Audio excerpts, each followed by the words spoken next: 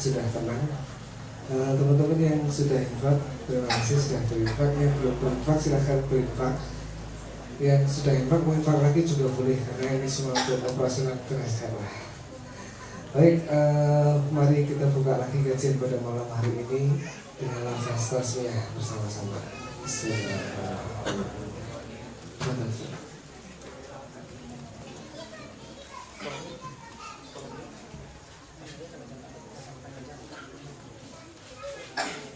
Bismillahirrahmanirrahim. Assalamualaikum warahmatullahi wabarakatuh.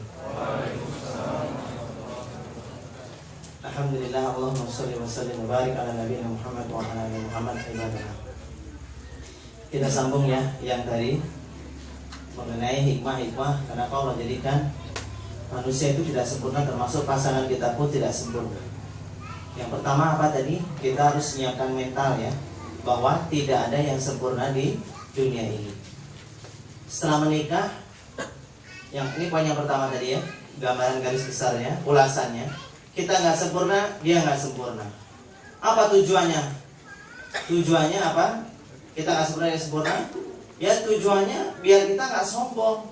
Karena kalau kita sudah salah satunya ya, kalau kita nikah terus dapat pasangan yang betul-betul sempurna, ya betul-betul sempurna tanpa cacat, kita itu bisa jumawa loh, bisa sombong, gampang nasihati orang kan. Makanya rajin tahajud, rajin duha, kalau perlu puasa daun, biar jodohnya nanti sempurna. Saya ngalamin kok begitu amalan saya. Wah, sombong dia. Nanti kalau dia begitu, stop dari amal soleh. Dia merasa sudah cukup. Padahal demi Allah, segala sesuatu itu datangnya dari Allah. Udah jelas? Ma'asobaka min nikmah, apa-apa yang datangnya bentuknya itu kenikmatan itu faminallah, dari Allah. Wa ma'asobaka min sayyi'ah, apa-apa yang datangnya itu sifatnya itu keburukan, faminafsiyah, dari diri kita sendiri. Maka kebaikan itu biar kita nggak sombong, dari Allah. Makanya kalau dapat nikmat, ucapan pertama apa? Alhamdulillah. Yang dipuji itu Allah. Segala puji bagi Allah, bukan kita. Ada orang lain tobat lewat perantaraan lisan kita. Jangan kita berbangga diri, jumawa telah mengantarkan hidayah. Tidak. Dia dapat hidayah itu karena memang rahasia Allah. Laisa alaika hudahum. Kalian sedikit pun tidak akan bisa mengubah dan memberi petunjuk kepada siapapun, tidak bisa. Walakin Allah yahdi man yasha, karena hidayah itu dari aku. Wa may yudlilhu falan tajid lahu sabila. Kalau Allah berkehendak dia disesatkan Allah, enggak ada satupun yang bisa memberikan jalan. Berarti yang memberikan juga adalah Allah. Yang kedua tadi yaitu apa? Supaya kita bisa menjadi jalan atau pintu-pintu jariah kita, amalan-amalan jariah kita.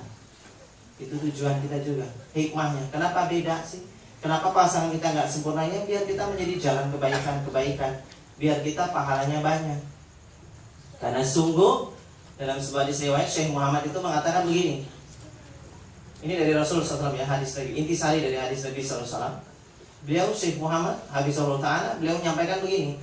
Kalau saja di antara kita ini ada yang memang makomnya itu sudah ditetapkan oleh Allah di surga. Ya, tiap-tiap kita yang ditakdirkan ahli surga itu sudah punya makomnya. Makom itu tempat kedudukan kita nanti di sana di surga. Tetapi ada yang amalan-amalan solehnya itu tidak mengejar sampai ke sana. Amalan solehnya di dunia. Ya karena tadi solehnya nggak khusyuk, puasa Senin, Kamisnya enggak, Senin lagi, besoknya lagi, Kamis puasa, Seninnya enggak lagi. Jadi Senin Kamis kadang-kadang susah, misalnya nggak sempurna. Tahajudnya masih sering bolong-bolong. Gak bisa ngejar makomnya. Maka Allah dikasihlah dia ujian.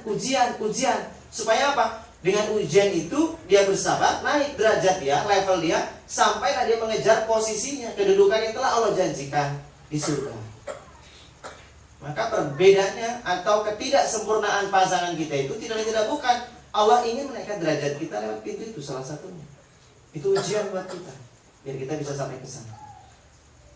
Hunna libasulakum wa antum libasulakum.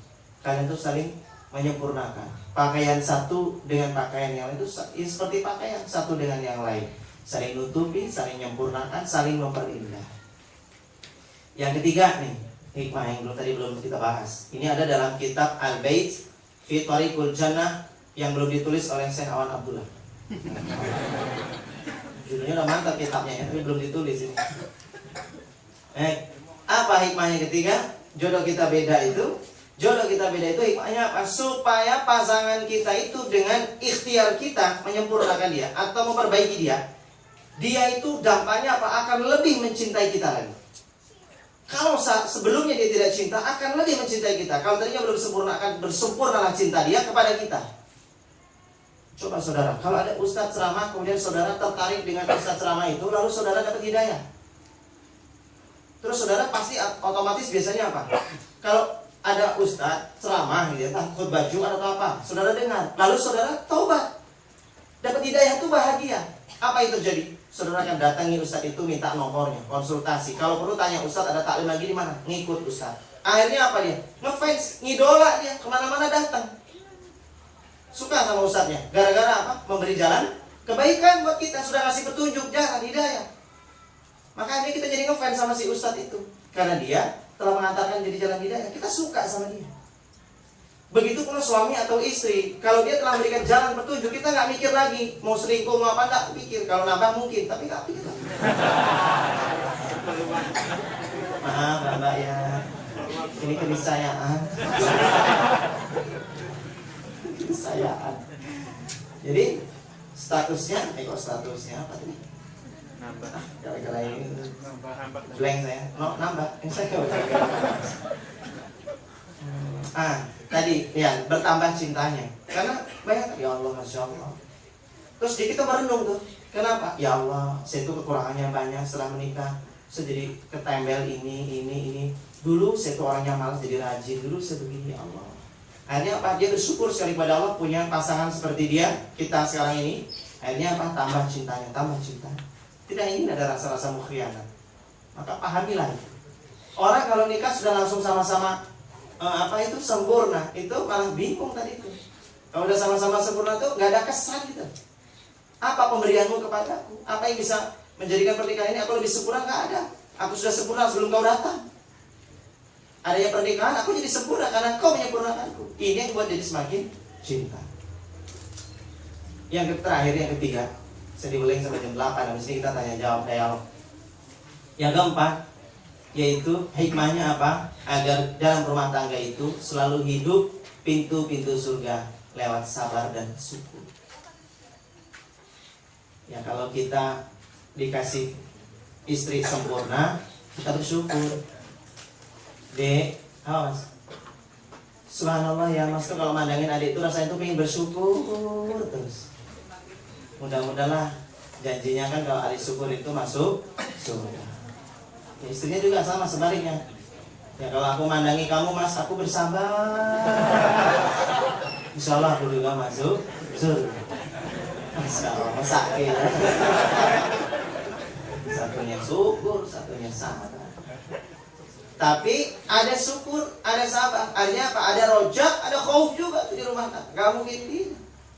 Kenapa? Adanya perbedaan itu buat kita tuh bergantung terus kepada Allah, tawakal terus kepada Allah. Coba kalau dunia sempurna, orang doa nggak ada lagi. Kepada pasangan yang nggak didoakan lagi, kenapa dia sudah baik? Coba kalau dia nggak baik, coba kalau dia ada kekurangannya, kita jadi bergantung terus kepada Allah. Ilmu tawakal kita semakin bagus, tauhidnya makin bagus, doa terus. Ya Allah, perbaiki pasangan saya, ya Allah, jadikan dia pasangan saya di surga, ya Allah. Ditambahin juga nggak apa-apa, ya Allah. Ya Allah, terus doa itu sama ya Allah, ya Allah, ya Allah. Maaf ya, saya kalau ngomong nyeletuk begitu tuh jangan diseriusin ya. Saya sudah berkali-kali nyampaikan, jangan pernah doa minta poligami, itu tidak sopan. Mintalah kepada Allah, karuniakan aku ya Allah istri-istri yang solihah.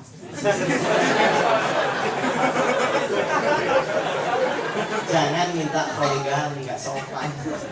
Kalau mintalah karuniakan aku istri-istri yang solihah. Adanya sabar syukur luar biasa. Saya tutup dengan sebuah riwayat kisah. Kalau ini beneran ini, ditulis oleh Syekh Az-Zahabi Hafizahullah Ta'ala dalam kitab Al-Kabair. Ini berkaitan dengan dosa-dosa besar, dosa antara suami dengan istrinya. Apa kata riwayat akid yang ditulis oleh Az-Zahabi?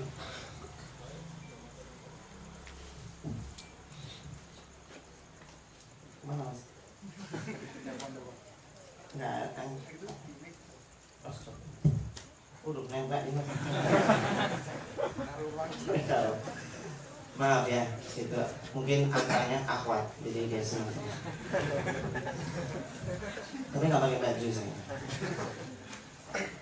Az-Zahabi menulis begini, dulu di zaman salafus saleh itu ada seorang yang sangat soleh sekali, bersahabat dengan temannya. Ya, sebut saja temannya ini namanya Abdullah. Si Abdullah ini bersahabat dengan temannya yang soleh ini, namanya soleh ini, namanya sebut saja namanya soleh. Memiliki istri. Sebut saja istrinya Mawar, bukan nama sebenarnya. Lalu si Abdullah hobinya setiap tahun mengunjungi sahabatnya yang soleh banget ini. Namanya soleh. Udah namanya soleh. Tiap tahun dia berziarah dia. Ziarah itu artinya berkunjung. Suatu hari datanglah tahun itu, tiba waktunya si Abdullah datang ke tempat si soleh. Ketuk pintu, assalamualaikum. Dijawab sama si Bu Mawar tadi, Bu Soleh. Waalaikumsalam, siapa?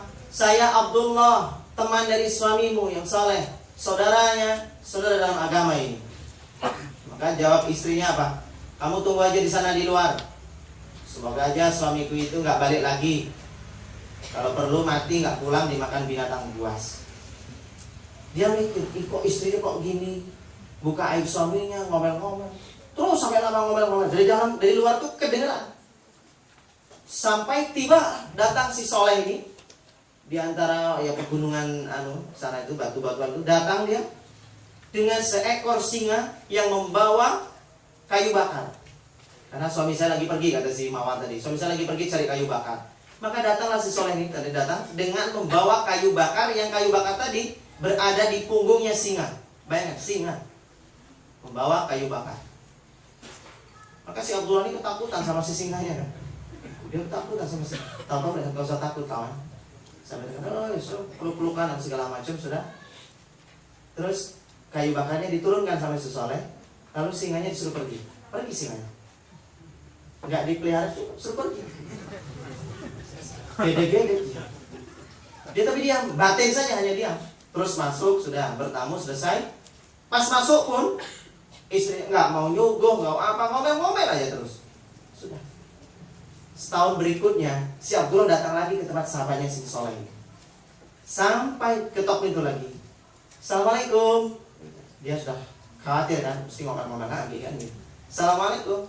Waalaikumsalam. Beda lah ganti suaranya. Nah, sebut saja yang kedua ini namanya Melati. Yang kalah masa ganti. Mawar Melati semuanya. Tidak. Nah. Waalaikumsalam. Kok ngomongnya siapa ya? Saya Abdullah, teman suamimu Soleh, teman saudara dalam agama ini. Adakah suamimu? Oh, suami saya sedang pergi mencari kayu bakar. Sabar ya, Tuan, tunggu saja di depan. Ada tempat duduk, silakan duduk. Gitu. Lembut orang, nggak ngomel-ngomel lagi. Datanglah sahabatnya si Soleh dari tempat ustaz sana, dari daerah apa? Dari kaki gunung itu bukit itu datang, mendekat kecil-kecil, makin besar datang, membawa kayu bakar, dipanggul di punggungnya sendiri tanpa membawa singanya. Sampai dekat, kemudian masuk ke dalam rumah, diajak masuk. Oh, Abdullah, ya, pelukan juga sama. Masuk ke dalam, silakan duduk. Istrinya ramahnya bukan main. Insya Allah saya minta apanya, saya bikin apa? Ramah sekali, luar biasa. Udah selesai ngobrol, puas. Kemudian pamitan si Abdullah. Ketika si Abdullah pamitan, dia tanya, wahai saudaraku Soleh, boleh nanya? Apa? Dulu saya kesini, itu satu, engkau datang bawa seekor singa. Sekarang singanya kemana? Yang kedua, dulu istrimu ngomel-ngomel, kok sekarang berubah jadi santun. Maka si Soleh menjawab, wahai saudaraku Abdullah, bukan Awan Abdullah ya, wahai saudaraku Abdullah, sungguh ketahuilah. Nah, kira-kira apa jawabannya ini? Ada yang tahu? Nggak tahu ya, bagus. Maka kita lanjutkan di pekan. Bisa nanti kalau mati jadi arwah penasaran. Ya penasaran dengan cerita yang belum selesai. Nanti saya didatangin bibi itu datang terus, nah oke lanjut ceritanya. Kata si Saleh bilang begini, wahai saudaraku Abdullah, sungguh ketahuilah istriku si Mawar itu telah meninggal dunia. Ini hati-hati nih kalau perempuan cerewet. Dipercepat oleh Allah Subhanahu wa taala. Meninggal. Terus lalu waktu itu istriku betul-betul tidak sempurna di mataku.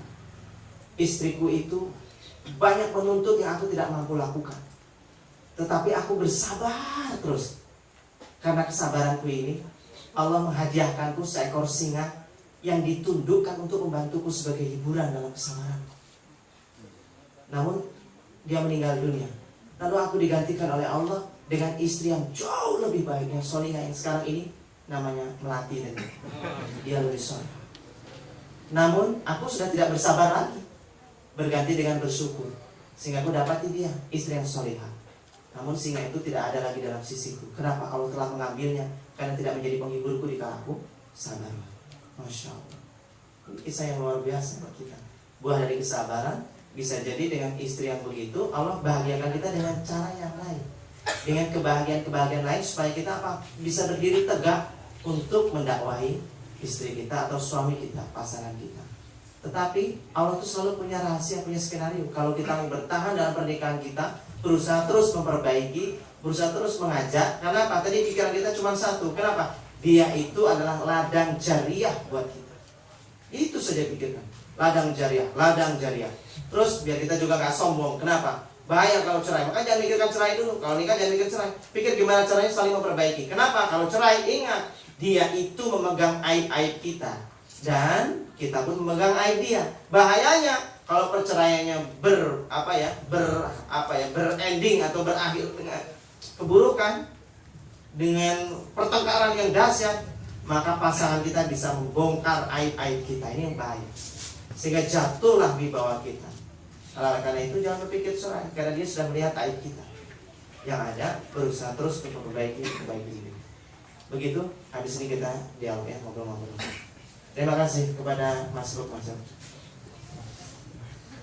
Jazakallah khair pada Ustaz Awan. Teman-teman, sekarang adalah sesi tanya jawab. Silahkan yang ingin bertanya. Dari ikhwan mungkin 3 dulu, kemudian akhwat 3. Bagi akhwat silahkan pertanyaannya ditulis di kertas atau di SMS-kan atau di DM-kan ke akunnya Transjawa, boleh, nanti akan disampaikan. Kemudian ini ada titipan CV, Ustaz. Mungkin teman-teman yang bawa CV silahkan bawa ke sini, mau jadi karyawan Ustaz. Maksudnya mau cari jodoh, silahkan dititipkan pada kami.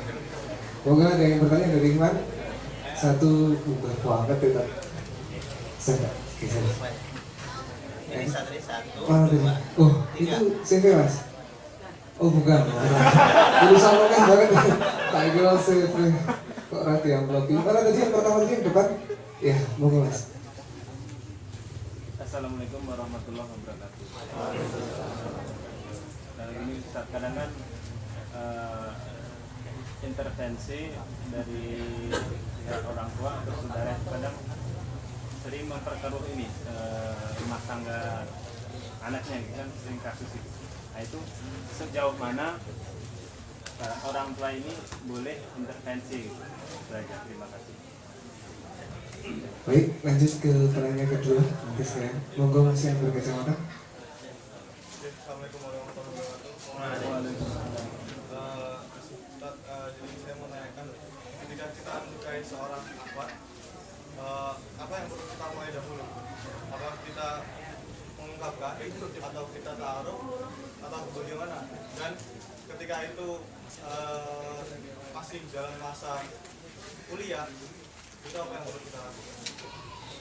Terima kasih. Wassalamualaikum warahmatullahi wabarakatuh. Waalaikumsalam. Yang belakang tadi? Mana? Iya, silakan Mas. Assalamualaikum warahmatullahi wabarakatuh.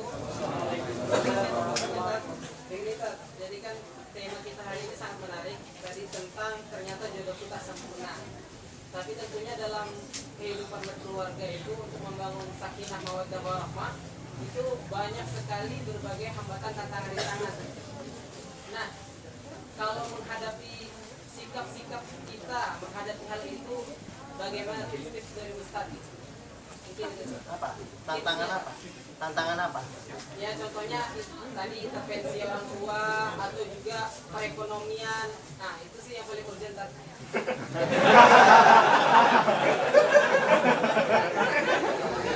Wah, sampai cowok itu tetap mikir-mikir. Oke, yang ini 3 dulu. Yang kawan ada lagi nih, baru 1 nih.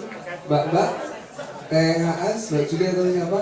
Yang dari Ahmad silahkan disampaikan pertanyaannya. Mungkin jawab dulu. Dijawab dulu tadi yang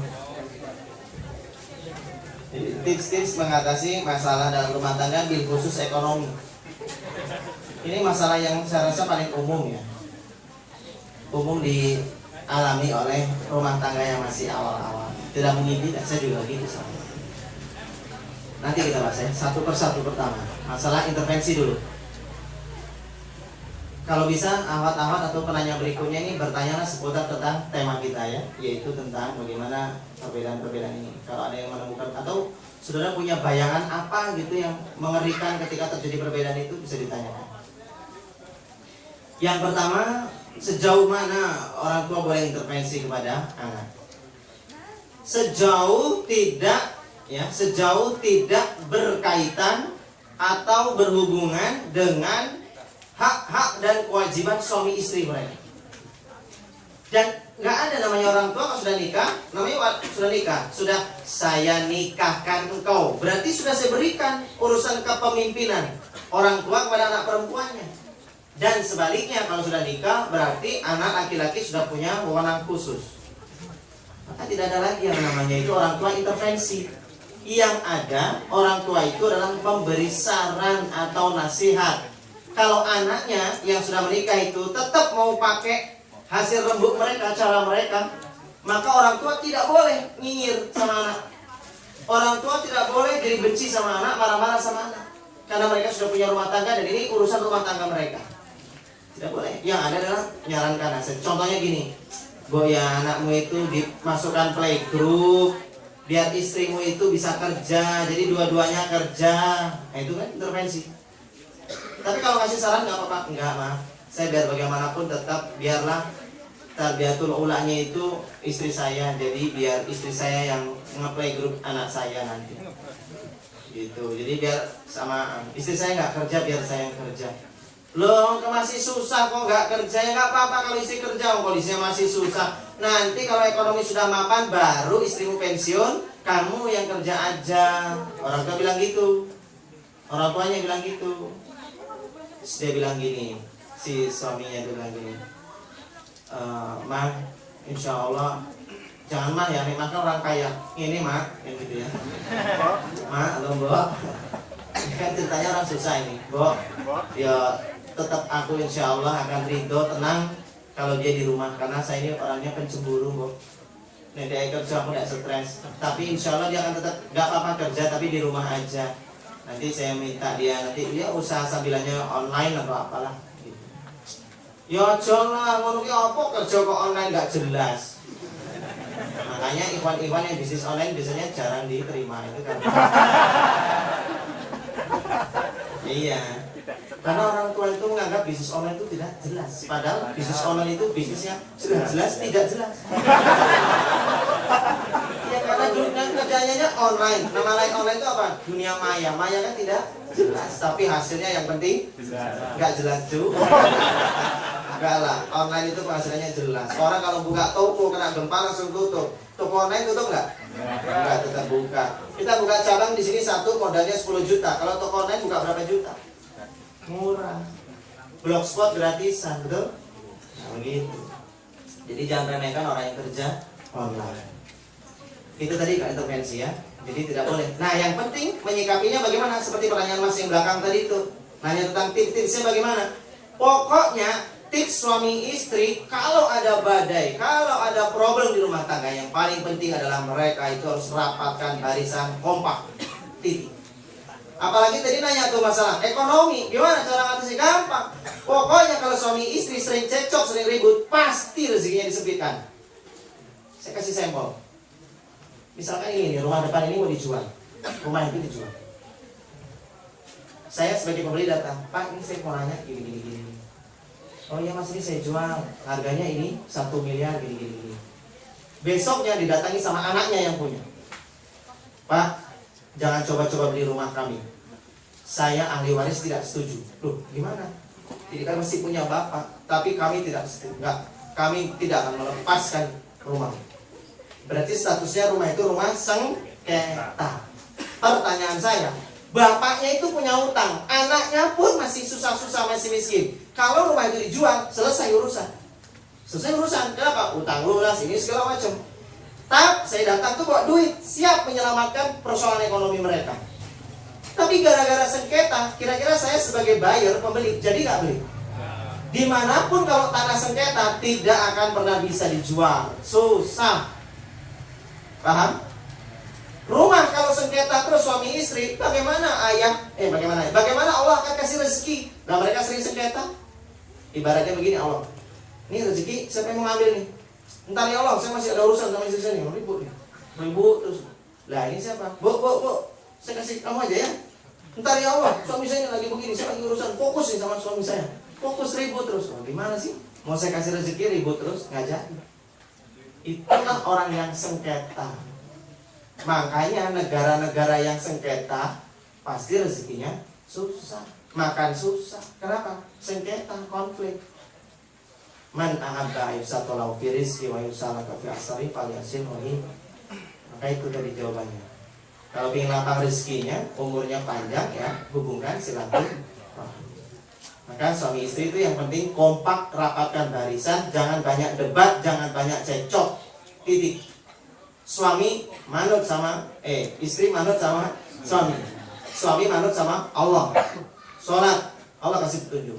Istri taat, walaupun kesannya suami itu pendapatnya nggak masuk akal, nggak rasional, ketaatannya ini membawa berkah. Suami nggak rasional, istrinya ngeyel, tetap berjalan memang, tetapi tidak ada berkahnya. Berkah itu ziyadatul khair, bertambah kebaikan. Jadi berjalan memang rencana mereka, tapi tidak ada kebahagiaannya, gersang hatinya, dicabut keberkahannya, tidak ada kebaikan-kebaikan. Maka suami istri harus kompak. Itu paling. Maka saya kalau ribut sama istri saya langsung saya ingat, oh ya Allah, saya nggak mau sempit rezeki, ya Allah, nggak mau. Karena menghalangi rezeki.